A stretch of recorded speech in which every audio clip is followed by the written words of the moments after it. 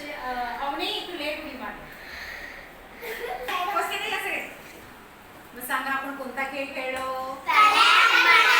तळ्यात मळ्यात. आता या तळ्यात मळ्यात मध्ये ना या दोन्ही शब्दामध्ये जोडाक्षर आहेत माहिती आहेत ना? कोणती आहेत बरं जोडाक्षर?